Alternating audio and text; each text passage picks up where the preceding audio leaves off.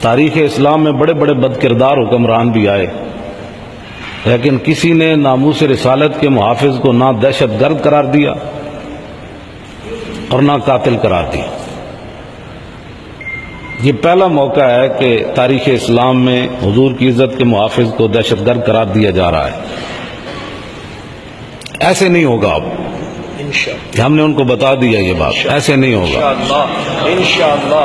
اور یہ اسی وقت یہ عمل درآمد ہوگا کہ آپ حضرات، اقبال کہتا ہے اگر صاحب ہنگامہ نہ ہو ممبر و محراب، اگر صاحب ہنگامہ نہ ہو ممبر و محراب تو دی مندہ مومن کا موت ہے یا خواب۔ اقبال کہتا ہے اگر ممبر کے اوپر بھی حق بات نہ ہو تو پھر سمجھ لے کہ مولانا تقریر یا تو موت کی کر رہے ہیں یا خواب کی گفتگو کر رہے ہیں۔ تو یہ صاحب ہنگامہ ہونا چاہیے۔ اور نبی علیہ الصلوۃ والسلام نے آپ حضرات کی، ہمیں کوئی کہتا ہے نا آپ ایسی باتیں کیوں کرتے ہیں، تو میں ان کو کہتا ہوں، مجھے ڈی ایس پی پچھلے سال 4 جنوری کو گھسیٹ کر لے گئے، تو ڈی ایس پی تھا سی آئی اے کا، رات کے 4 بجے پورا لاہور میں افراتفری تھی، بھائی گستاخ رسول کی بتیاں بجھی کیوں، پورا لاہور الرٹ تھا۔ 8 ڈالے میرے جیسے معذور بندے کو گرفتار کرنے آئے اور دوسری منزل سے مجھے گھسیٹ کر لے گئے، بس اٹھا کر نہیں لے گئے، ایک نے ادھر سے پکڑا ایک سے ادھر پکڑا۔ تو میں ہنس رہا تھا اور وہ پریشان تھے کہ بھئی ہم اس کو گرفتار کر کے گھسیٹ رہے ہیں، پھر بھی یہ ہنس رہا ہے، اور ایسے مجھے گاڑی میں ڈالا جیسے بوری کو اٹھا کر پھینکتے، تو میں پھر بھی ہنس رہا تھا۔ اب وہ پریشان تھے کہ یہ کیا مسئلہ ہے، اس کو کیا مسئلہ ہے اس کو۔ راستے میں انہوں نے کہا کہ موبائل آپ دے دیں، میں نے کہا موبائل تو آپ کو نہیں دینا۔ کہنے لگا کیوں؟ میں نے کہا یہ تو میں نے اپنے پیسے سے خریدا ہے، تو آپ کو کیسے دے دوں؟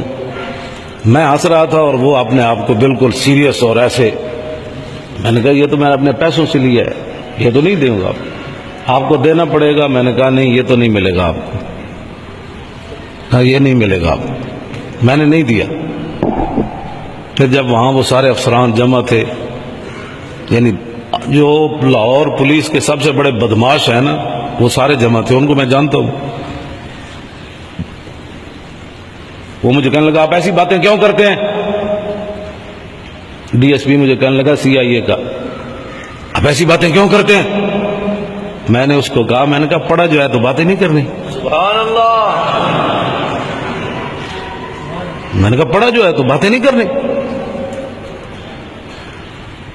کہنے لگا میں نے آپ کی کیسٹ سنی ہے، آپ تو بڑی جارحانہ گفتگو کرتے ہیں۔ میں نے کہا وہ تو آپ نے سنی ہے کیسٹ، اب میری براہ راست گفتگو سنیں۔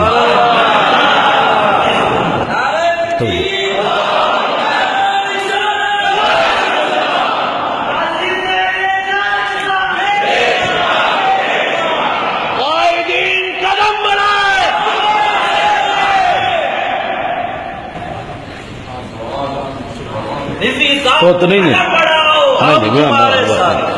کوئی نہیں، اس لیے میں نے بات کی تھی، ہمارے صوفی محمد اللہ دیتا صاحب فرمایا کرتے تھے، کتے کی رسی اگر مالک کے ہاتھ میں ہو نا، کتا ہو مالک کا اور رسی مالک کے ہاتھ میں ہو، تو پھر وہ شیر کو بھی پڑ جاتا ہے، سبحان اللہ۔